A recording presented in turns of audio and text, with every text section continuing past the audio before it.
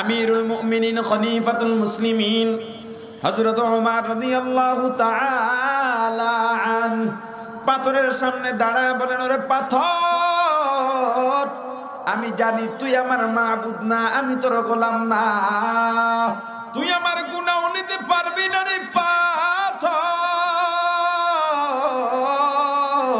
তাহলে তোকে কেন চুমা দিব জানো? কারণ আমার রাসূলকে দেখেছি তোকে চুমা খাইতে। ও মুসলমান ইমানদার, কলবে গুনাহ তো ভরে গেছে, গুনাহ করতে করতে কলবটা গুনাহময় হয়ে গেছে, কালো হয়ে গেছে। আপনি এখন এই কলবের গুনাহ কেমনে দূর করাবেন? একটা গ্লাসের মধ্যে পানি ভরলেন, কালো রং দিলেন, পানিটা কালো হয়ে গেল। এই কালো পানি আপনি গ্লাস থেকে কেমনে বের করবেন? কাতও করতে পারবেন না। কেন কাত করবেন? কলবের সঙ্গে যেহেতু উদাহরণ, কলব কি কাত করে ফালাইয়া গুনাহ ফালাইয়া দেওয়া যাবে নাকি? আপনি এই গ্লাসের কালো পানিটা স্বচ্ছ পানিতে কেমনে রূপান্তরিত করবেন? প্রথম শর্ত, কালো কালি আর গ্লাসের মাঝখানে একটা পর্দা দিয়ে দিতে হবে। মনের ভুলেও যেন এক জাররা কালো কালিও গ্লাসের মধ্যে না পড়তে পারে। এবার আপনি হাতের মধ্যে এক কলসি পানি নেন, 2 জগ পানি নেন, গ্লাসের মধ্যে ঢালতে থাকেন, ঢালতে থাকেন। গ্লাসের পানি পড়তে থাকবে বের হয়ে, তবুও ঢালতে থাকেন। এক সময় দেখবেন পানি ঢালতে ঢালতে ঢালতে ঢালতে কালো পানিগুলো বের হইয়া গ্লাসের পানিটা স্বচ্ছ হয়ে গেছে। আপনার কলবের গুনাহ আপনি কেমনে দূর করবেন? প্রথম শর্ত, আপনার আর গুনার মাঝখানে আসমান জমিন জোড়া একটা দেয়াল দিয়া দিতে হবে, প্রতিবন্ধকতা তৈরি করতে হবে, গুনাহ যেন নতুন ভাবে কলবে না ঢোকে। এবার আপনি নেকের স্বচ্ছ পানি ঢালতে থাকেন, ঢালতে থাকেন, ঢালতে ঢালতে ঢালতে ঢালতে এক সময় আপনার কলবটাও আল্লাহওয়ালা কলবে পরিণত হয়ে যাবে।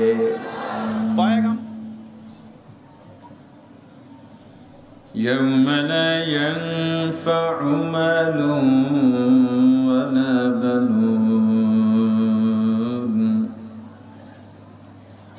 إلا من أتى الله بقلب سليم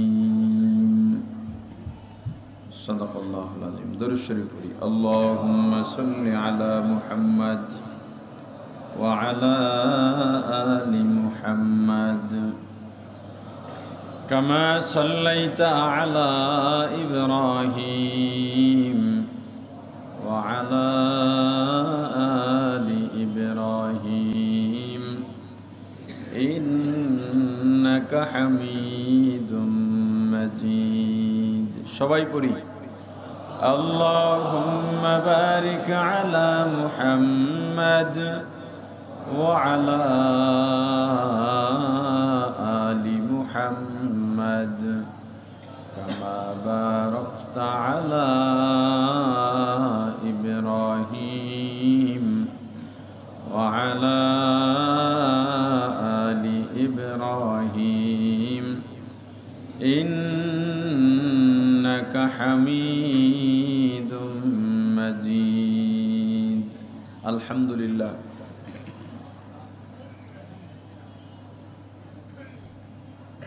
ঢাকা মুজাহিদ কমিটির উদ্যোগে ঐতিহাসিক দুঃখলা ময়দানে 3 দিনব্যাপী ওয়াজ মাহফিল ও হালকায় জিকিরের দ্বিতীয় দিনের মোহতারাম সভাপতি, প্রধান অতিথি, গবেষক, আলেমে দ্বীন, রাষ্ট্রচিন্তাবিদ, উপমহাদেশের প্রখ্যাত আলেম, আমাদের আস্থার প্রতীক, সবার আস্থাভাজন, শ্রদ্ধাভাজন, এ জাতির গর্ব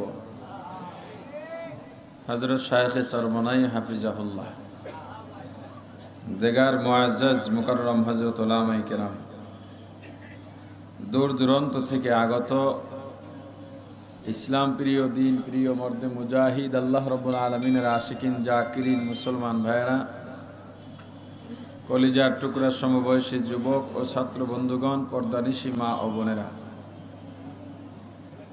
আল্লাহ তাআলার দরবারে লাখো কোটি শুকুর ও সুজুদ। যেই মহান রব্বুল আলামিন হায়াতে তৈয়বা দান করে দুনিয়ার জান্নাতের বাগান কোরআন ও সুন্নাহর আলোচনার এই মোবারক মজলিসে আশা ও বসার মতো তৌফিক দান করেছেন, আলোচনা শোনার মতো সুযোগ করে দিয়েছেন, এজন্য শুকরিয়া আদায় করি আলহামদুলিল্লাহ। সাউন্ড একটু বাড়ান যায়নি, সাউন্ড বা বক্সের সাউন্ড থাকলে একটু বক্সের সাউন্ড দিয়ে দেন।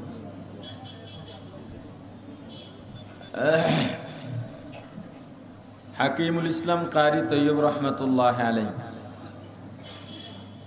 খুতবাতে হাকিমুল ইসলামের মধ্যে একটা ঘটনা বর্ণনা করেন।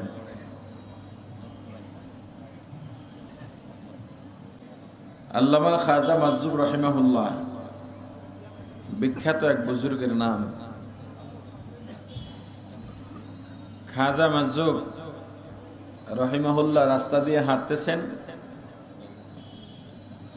এক যুবক হুজুরের পাশ দিয়ে জমিনে দম্ভ ভরে, জমিনে আওয়াজ করে ধুপ ধুপ করে হেঁটে যাচ্ছিল। এরকম কিছু যুবক আমাদের সমাজে দেখবেন 4-5 জন মিলে একসঙ্গে হাঁটলে এলাকা সজাগ হয়ে যায়। এর আগে কোনো চা দোকানে বসলে ওই চা দোকানে অন্য কোনো কাস্টমার আর বসে থাকতে পারে না।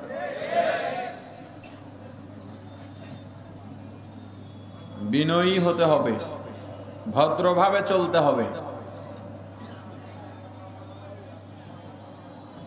হুজুর ডাকলেন, যুবক দাঁড়াও। যুবক বলল, কি বলবেন? দ্রুত বলেন, সময় নাই। দেখবেন মসজিদে আজান হয়ে গেছে, জামাতের সময়, আপনি মসজিদে ঢুকতেছেন, সামনে দিয়ে এক যুবক যায়, আপনি যদি তাকেও দাঁড় করান আর যদি বলেন নামাজটা পড়ে যাও, তখন দেখবেন জবাব আসে, আমার কাজ আছে সামনে গিয়ে পড়ুন। আসলে পড়বে না, যে আমার একটু সময় কম, সামনে গিয়া পড়বে, আছে না নেই? আসলে পড়বে সামনে গিয়া। খুব ব্যস্ততা, খুব ব্যস্ততা। আবার অনেকে যদি বলেন ভাই নামাজে চলো, বলে আমার কাপড় ভালো না। কি বলে? নামাজ পড়ার জন্যে, পড়ার ক্ষেত্রে কাপড় ভালো না। এই ভালো না কিভাবে ভালো না হবে? হয়তো প্রসাব লেগে আছে, না হয় পায়খানা লেগে আছে। এই দুইটা লাগলে নামাজের জন্য ভালো না বলা যায়। কথা বুঝাইতে পারিনি? তার মানে তুমি কি সবসময় গায়ে পোশাকে প্রসাব পায়খানা লাগাই রাখো?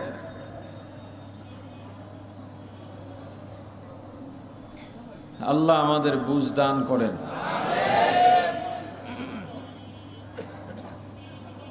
কি বলবেন দ্রুত বলেন। হুজুর বললেন, বাবা এত অহংকার ভালো নয়। যুবকের মেজাজ খারাপ হয়ে গেল। আপনি চেনেন আমি কে, জানেন আমার পরিচয়, আমার মামু খালু দুলাভাই কারা? এই মামু খালু দুলাভাইয়ের জোরে চলার মতো কিছু মানুষ এখন যুবক আমাদের সমাজে আছে না নাই? নিজের জোর নাই, মামু খালুর জোর। মামু খালু বড় ভাই একটাও তার আপন না, একটাও। এলো ডাকা বাপ, ডাকা দুলাভাই, ডাকা মামু, ডাকা খালু, ডাকা বড় ভাই। এদের জন্য জীবন যৌবন সব শেষ করে। এই সমস্ত মাস্তানরা ঠিকভাবে রিক্সা ভাড়া দেয় না, নৌকা ভাড়া দেয় না। 10 টাকার রিক্সা ভাড়ার জায়গায় 5 টাকা দেওয়ার জন্য, 2 টাকা কম দেওয়ার জন্য খুব চেষ্টা করে। অথচ আপনার উচিত রিক্সাওয়ালাকে 10 টাকার জায়গায় 20 টাকা দিয়ে দেন। 10 টাকায় আপনার কোনো ক্ষতি হবে না, কিন্তু রিক্সাওয়ালা আসমান জমিন জোড়া খুশি হয়ে যাবে। একজন মুরব্বী মানুষ শীতের সকালে কুয়াশার মধ্যে জমিন থেকে শাক তুললেন, আগাছা বাছলেন, এরপরে ময়লা ধুয়ে আটি আটি করে বাজারে নিয়ে গেলেন। আপনি জিজ্ঞেস করলেন শাক কত, বলে 20 টাকা আটি। এই আপনাদের লোভ আর কমলো না, দিন দিন দাম বাড়াইতেছেন আপনারা। সরকার চেষ্টা করতেছে দাম কমাবার, আপনারা বাড়াইয়া পুরা দেশের মধ্যে বদনাম। অনেকগুলো কথা শোনায়, গত সপ্তাহে 10-15 টাকায় কিনছি, এই সপ্তাহে একেবারে 20 টাকা হয়ে গেল। মুরব্বী নিজের শ্রম দিয়া পরিশ্রম করে এই শাক বাজারে আনলেন, তিনি না আনলে আপনি আমি খাইতে পারতাম না। উচিত তাকে আরো 10 টাকা বাড়াইয়া দেওয়া, কিন্তু তুমি বললা লোভ। তো তুমি যে চুরি ডাকাতি বদমাশি করে জবরদখল করে টাকা পয়সা মারো মানুষের, এটা কি লোভ না? আবার অনেক সময় দেখবেন 20 টাকা দাম না, 20 টাকার কমে হবে না, শেষ পর্যন্ত 18 টাকা দিয়ে বলে এই রাখেন, এইটাই রাখেন, খুশি থাকেন, গেলাম। বাকি 2 টাকা কে দিয়ে যাবে? তোমার বাপে। ব্যবসা সম্পন্ন হয় কখন? ক্রেতা বিক্রেতা যখন উভয়ই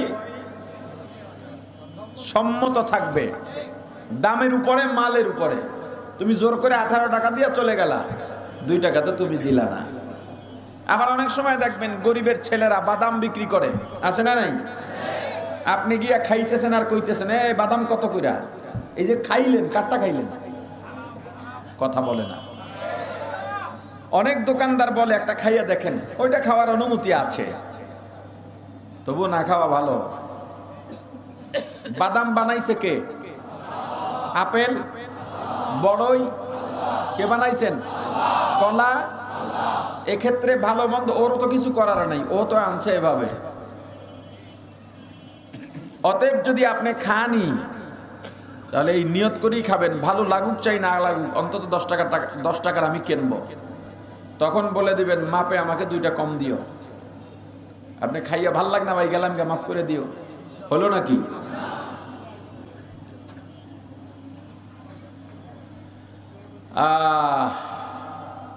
আপনার কাছে তো মনে হয় আপনি একটা বাদাম খাচ্ছেন, এতে আর কি? ওর কাছে তো বাদাম খাওয়া না, ওর কাছে মনে হচ্ছে আপনি ওর কলিজা চিবোচ্ছেন। একজন মুরব্বী মানুষ সারাদিন কলা বেচেছে, সন্ধ্যার সময় 1 ডজন কলা নিয়ে বসে আছে, নিচের কলা দাগ লেগে গেছে, একটু নরম হয়ে গেছে, কেউ কিনতে চায় না। আপনি ওই কলাটা কেনেন, আপনাকে তো আল্লাহ টাকা দিছে, কিনে ওনাকে খুশি করেন, বেচারা বাড়িতে যাক। আপনি তো এই কলা খাবেন না, কি করবেন? বহু মানুষ আছে কলা কিনতে পারে না, তাদেরকে এই কলাটা দিয়ে দেন। 2 দিকের লাভ। কয় দিকে? কথা বলে না, 2 দিকের লাভ। এটা শেখার জায়গা, ওয়াজের ময়দান শেখার জায়গা। এখন তো শেখার জায়গা নাই। এই পদ, এই চেয়ারটা বড় দামি চেয়ার, গুরুত্বপূর্ণ 2টা পদ বহন করে এই চেয়ারে। একটা হলো শিক্ষকের পদ, আর একটা হলো চিকিৎসকের পদ। যারা ময়দানে আপনারা বসেছেন, আপনারাও গুরুত্বপূর্ণ জায়গায় বসেছেন, পদে বসেছেন। যখন হুজুর বললেন বাবা এত অহংকার ভালো নয়, যুবকের মেজাজ গরম হয়ে গেছে। আপনি চেনেন আমি কে? জানেন আমার পরিচয়? আল্লামা খাজা মাজুর রহমাতুল্লাহ আলাইহি বললেন আমি তোমার বাবা চাচা বংশ পরিচয় জানি না, তবে তোমাকে চিনি। যুবক দেখে বলল কেমনে চেনেন? আপনার সঙ্গে তো আমার আর কোনোদিন দেখা হয় নাই। আল্লামা খাজা মাজুর রহমাতুল্লাহ আলাইহি বলেন আসলেই কোনোদিন দেখা হয় নাই। যুবক আরো অবাক হয়ে যায়, বলে যার সঙ্গে কোনোদিন দেখা হয় নাই তাকে কেমনে চেনেন? আল্লাহর ওলি ডেকে বললেন যুবক তোমার পরিচয় তুমি জানতে চাওনি, আমি যেই পরিচয় জানি। বলে হ্যাঁ। ও মুসলমান ইমানদার শোনো, তোমার পরিচয় কি শুনিলাম। আল্লাহর ওলি খাজা মাজুব রাহমাতুল্লাহ আলাইহি ডেকে বলেন যুবক তোমার আমার জন্ম 1 ফোঁটা নাপাক পানি দিয়া। কি দিয়া জন্ম? আবার যখন বিদায় হব মূল্যহীন হয়ে বিদায় হব। 5 স্টার 7 স্টারে ঘুমাও, তোমার জুতা পলিশ করে দেওয়ার জন্য কর্মচারী নিয়োগ করা আছে, তোমার বাথরুম পরিষ্কার করার জন্য কর্মচারী নিয়োগ করা আছে। তুমি কোলবালিশ ছাড়া ঘুমাইতে পারো না, জাজিম ম্যাট্রেস ছাড়া তোমার পিঠ সোজা হয় না। কিন্তু যেদিন তোমার চক্ষু দুইটা চিরতরে বন্ধ হয়ে যাবে যুবক, যারা তোমার জুতা পলিশ করে দিত ওরাই তোমাকে 5 স্টার থেকে টেনে হিসড়ে নামাইয়া এমন একটা জায়গায় নিয়ে যাবে, কম দামি সাদা 3খানা কাপড়ের প্যাকেট বানাইয়া এমন একটা জায়গায় রাখবে, নিচেও মাটি, ডানেও মাটি, বামেও মাটি, যাওয়ার জায়গা নাই, ভেঙে যাওয়ার জায়গা নাই। হে যুবক, তোমার আমার জন্ম এক ফোঁটা না পাক দিয়া বিদায় হব মূল্যহীন হইয়া। মাঝখানের সময়টা পেটের মধ্যে প্রসাব পায়খানার বোঝা নিয়ে বেড়াব। যুবক বলা বলা, যার জন্ম না পাক দিয়া বিদায় মূল্যহীন হইয়া মাঝখানের সময়টা বাথরুমের টাঙ্কির ভূমিকায় কাটায়, ওই মানুষটা কোনোদিন অহংকার করতে পারেনি। যুবক হুজুরকে জড়ায় ধরে ক্ষমা চায়, হুজুর বুঝি নাই বুঝি নাই বুঝি নাই, ক্ষমা করে দেন। আসলে যদি মানুষ একবার চিন্তা করত তাহলে জীবনেও আর অহংকার করতে পারতো না। ও মুসলমান, যারা আজকে টাকা পয়সা সম্পদের জন্য পাগল, মামু খালুর জোরে চলার মতো সম্বল খুঁজে বেড়াও, রাজনৈতিক নেতার পিছনে দিনের পর দিন রাতের পর রাত খেটে যাও, শোনো আল্লাহ কি বলেন, লা ইয়ানফা, কোনো উপকারে আসবে না। ইয়াউমুস সাআ, কিয়ামতের ময়দানে, ইয়াউমা লা ইয়ানফাউ মালু ওয়ালা বানুন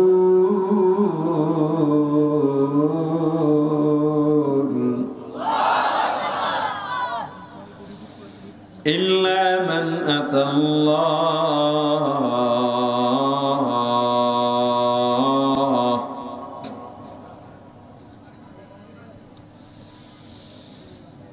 ইল্লা মান আতাল্লাহ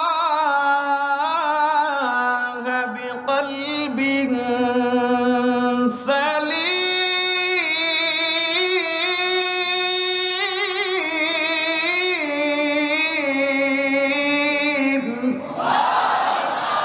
লা ইয়ানফা, কিয়ামতের ময়দানে কোনো উপকারে আসবে না, কোনো ফায়দা হবে না।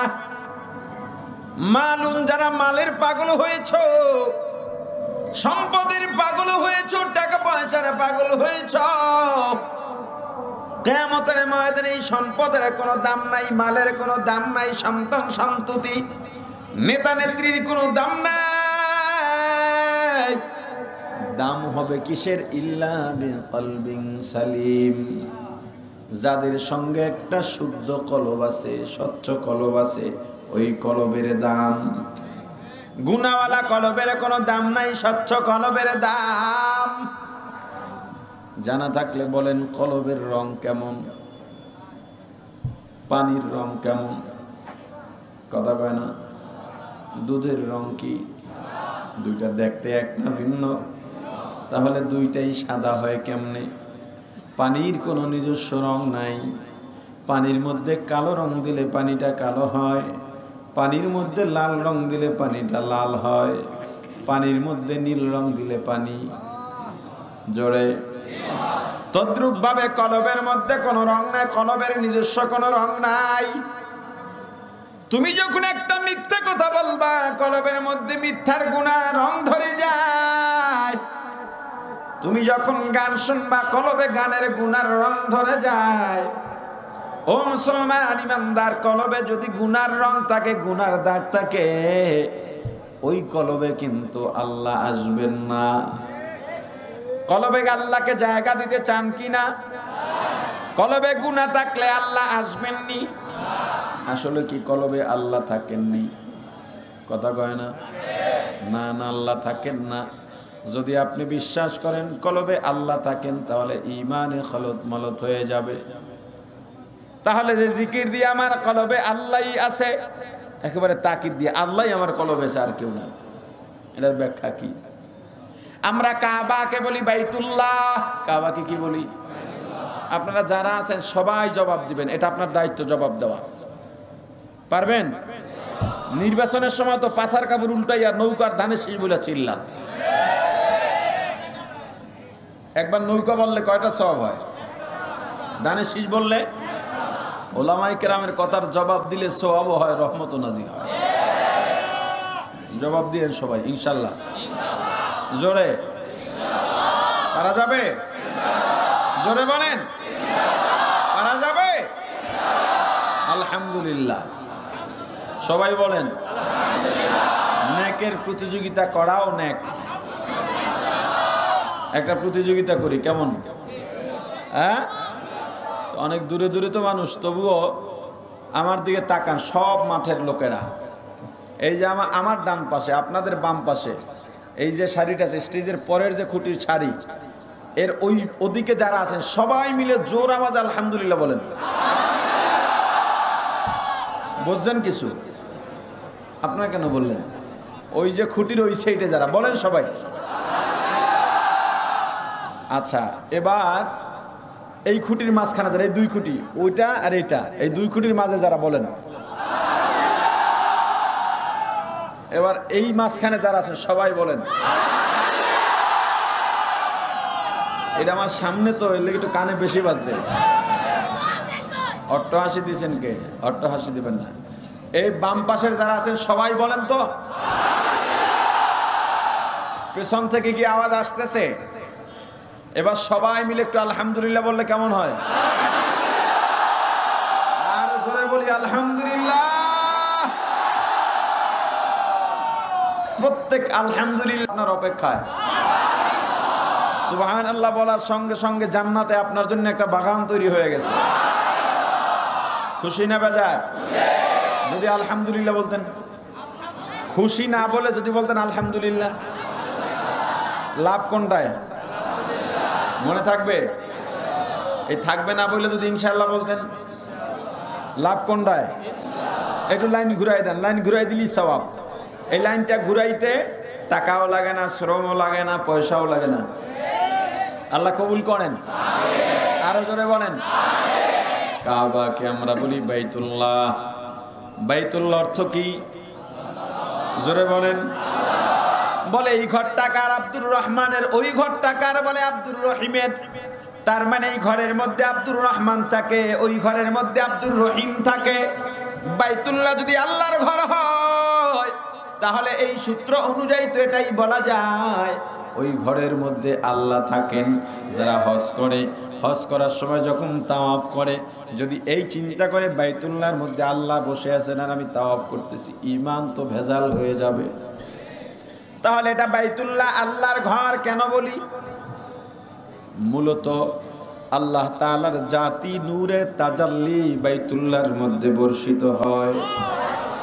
এই অর্থে আমরা বলি বাইতুল্লাহ আল্লাহর ঘর।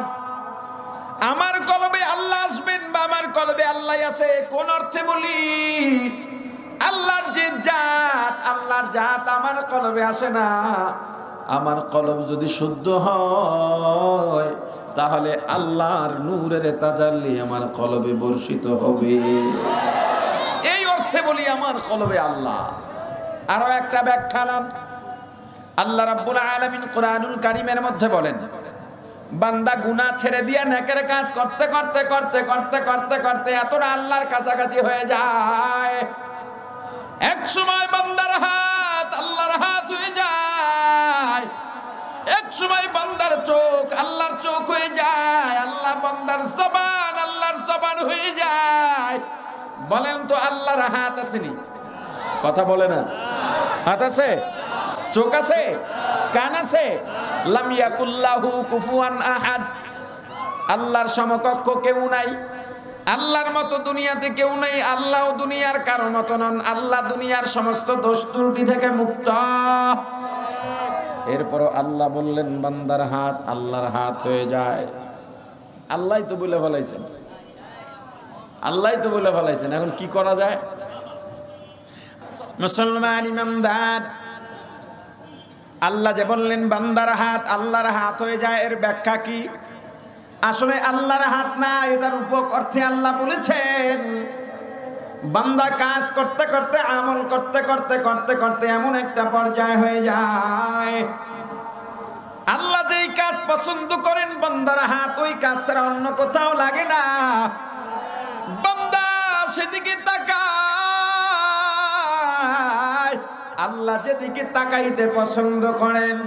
বান্দা এমন কথা বলেন যেই কথাগুলো বললে আল্লাহ পছন্দ করেন। আমার কলবে আল্লাহ আছে, এটা আর একটা ব্যাখ্যা হলো আমার কলব আল্লাহর চাহিদা ছাড়া মন করা জিন্দেগি আমার কলব চায় না। কলবে আল্লাহ থাকেন এই অর্থে, মূলত আল্লাহর জাত আমার কলবে থাকে না। এবার আলোচনা বুঝলে বলেন, আপনার আমার কলবে গুনার দাগ থাকলে আল্লাহ আসবেননি। আপনি সারা রাত সারা দিন রাত পরিশ্রম করে রাতে বিছানায় গেলেন, বাসায় গেলেন বিশ্রামের জন্য, গিয়া দেখলেন বিছানার এক পাশে তেলাপোকার পায়খানার এক পাশে ইঁদুরের পায়খানা। বলেন ওই বিছানায় আপনি শোবেননি, বরং বউকে ধরে কিলাইতেও পারেন, এত কষ্ট করে আসছি বিছানায় ময়লা কেন? তাহলে আপনার আমার কলবে যদি গুনার ময়লা থাকে আল্লাহ আসবেননি। জোরে বলেন। আপনার আমল আছে কিন্তু আমলগুলো অন্তরের রোগের সঙ্গে জড়ায় গেছে। যেমন পয়গম্বর বলেছেন, তারাকতু ফীকুম আমরাইন লান তাদিল্লু মা তামাসসাকতুম বিহিমা কিতাবাল্লাহি ওয়া সুন্নাত রাসূলি আও কামা ক্বালান নাবিয়্যু আলাইহিস সালাতু ওয়াস সালাম। পয়গম্বর বলেন, তুমি দুইটা জিনিসকে ডানা বানায় নাও, আমি দুইটা জিনিস রেখে গেলাম ছাড়বা না। একটা হলো কিতাবুল্লাহ, আল্লাহর কোরআন, আর একটা সুন্নাতুর রাসূলিল্লাহ, আল্লাহর রাসূলের সুন্নাত। কয়টা? একটা পাখি বা কবুতর যদি তার বাসায় ফিরতে চায় কয়টা পাখার প্রয়োজন হয়? একটা পাখা আছে আর একটা পাখা নাই, উঠতে পারবেনি। দুইটা পাখাই আছে কিন্তু আমলের কিছু পর নাই, উঠতে পারবেনি। সব পর আছে কিন্তু মাথা কেসি দিয়া কাটা, উঠতে পারবেনি। সব পর আছে কাটাও না কিন্তু মাথা সুতা দিয়া বান্ধা, উঠতে পারবেনি। আপনার দুইটা ডানা লাগবে, একটা কোরআন আর একটা সুন্নাহ। একটা আছে একটা নাই, আপনি জান্নাত যাইতে পারবেন না, পুলসিরাত থেকে আপনি যাইতে পারবেন না। দুইটাই আছে কিন্তু আমলের কিছু পর নাই, আপনি জান্নাতে যাইতে পারবেন না। সব আমলের পর আছে কিন্তু মাঝে মাঝে কাটা। আপনার কাছে সব আমলের কোনো দাম নাই। আপনি বলেন টুপি মাথায় না দিলে কি হয়? আমাকে যদি কেউ বলে টুপি মাথায় না দিলে কি হয়, আমি বলি দিলে কি হয় সেটা ক। বলে দাড়ি ছোট করলে কি হয়, কামাইলে কি হয়। এত গুরুত্বহীন মনে করো আমলকে। আমার রাসূল টুপি মাথায় দিছেন কিনা? সাহাবায়ে কেরাম দিছেন কিনা? আমার রাসূল জীবনের বিনিময়, তুমি তো নামাজ পড়ো, কোনো বাধা নাই। আমার রাসূল নামাজে যাইতেন, সেজদায় যাইতেন, কাফেররা উটের নারী, পচা নারী বুড়ি নবীজির মাথায় চেপে দিত। আমার রাসূল তায়েফের ময়দানে দিনের দাওয়াত নিয়ে যাওয়ার পর কাফেরদের দুষ্ট দুষ্ট ছেলেরা আমার রাসূলকে পাগল বলে আর পাথর মারে। আমার রাসূল কাঁদেন আর বলেন, তোরা আমাকে মারিস না, মারিস না, আমি পাগল না। আমার রাসূল হাঁটতে পারেন না। ওই কাফেরদের ছেলেরা, দুষ্ট ছেলেরা নবীজিকে ধাক্কা মারে, নবীজি পড়ে যান, আবার উঠে দাঁড়ায় আর বারবার বলেন, আমি পাগল না, মেরো না, মেরো না। আমার রাসূলের রক্ত দিয়া রাসূলের সারা শরীরটা রক্তে রঞ্জিত হয়ে যায়। আমার রাসূলের জুতা মোবারক পায়ের সঙ্গে আটকে যায়। রাসূল আমার পাহাড়ের কাছে গিয়া বসলেন, আল্লাহর দরবারে দুইটা হাত বাড়ে বলেন, আমার মাহবুব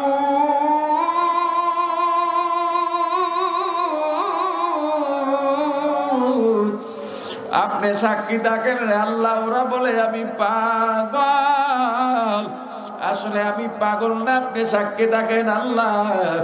পয়গম্বর কাঁদতেছেন। জিবরাইল এসে বলেন, পয়গম্বর আপনি যদি বলেন ওদের এলাকাটা উল্টা দিই, আল্লাহ রাসূল বলেন না না, যদি উল্টায় দাও আমার দাওয়াত নিয়ে কার কাছে যাব? আমার রাসূল এত কষ্ট করে দাওয়াত দিয়া গেলেন, দ্বীনের দাওয়াত দিয়া গেলেন, আর তুমি এখন বলো টুপি মাথায় না দিলে কি হয়? দাড়ি না রাখলে কি হয়? দাড়ি টুপির গুরুত্ব আছে না নাই? আওয়াজ দিয়া বলেন।